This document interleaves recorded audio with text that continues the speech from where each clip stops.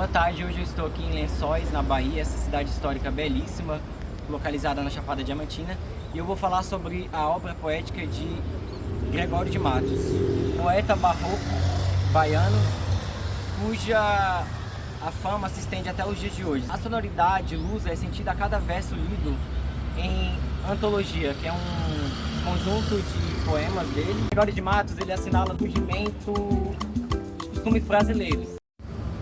Nascido em 1636 em São Salvador da Bahia, Gregório de Matos estudou no Colégio dos Jesuítas e posteriormente foi para Portugal estudar na Universidade de Coimbra. Portugal, inclusive, era o país do seu pai. Como juiz e procurador, Gregório de Matos ele representou a Bahia nas cortes em Lisboa.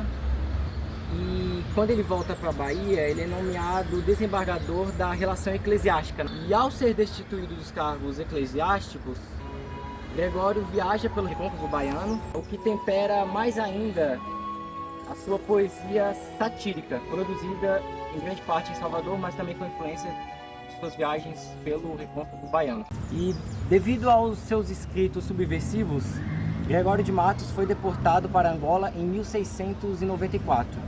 Seus escritos continuam suscitando o obscurantismo das autoridades séculos depois da sua morte física. Como na ditadura civil-militar, quando foram confiscados e incinerados parte de seus escritos. Gregório de Matos é repatriado para Pernambuco em 1695 e lá em Recife, às margens do rio Capibaribe, ele continua a escrever suas poesias. Em suas biografias é descrito o seu retorno à fé católica ao final de sua vida, após o arrependimento de uma existência pecaminosa, como ele observava.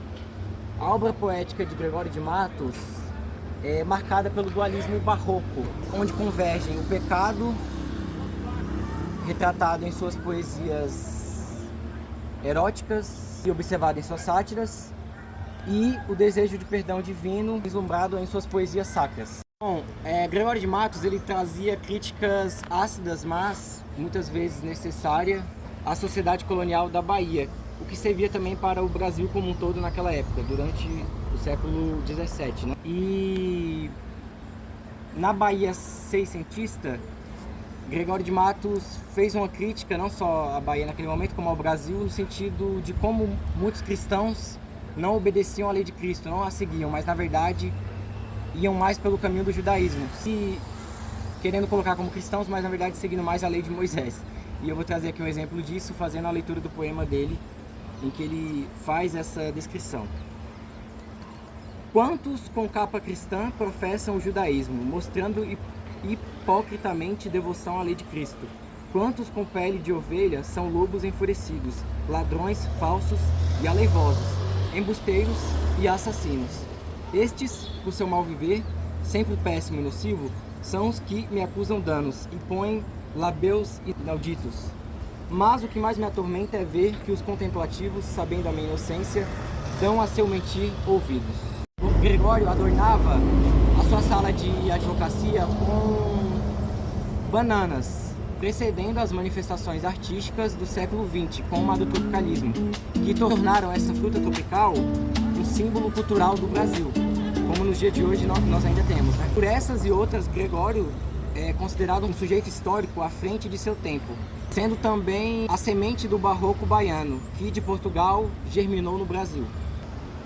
A linguagem de Gregório de Matos rompeu com o padrão gramatical de sua época, mais parecendo que ele falasse do nosso século, até mesmo do final do século passado para cá.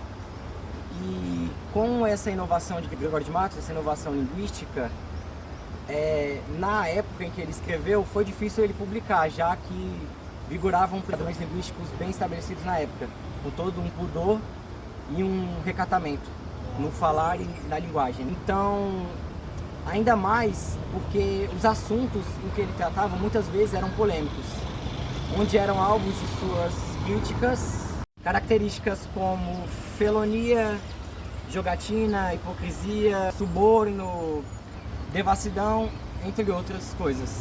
O movimento modernista de 1922 resgatou a atualidade de Gregório de Matos.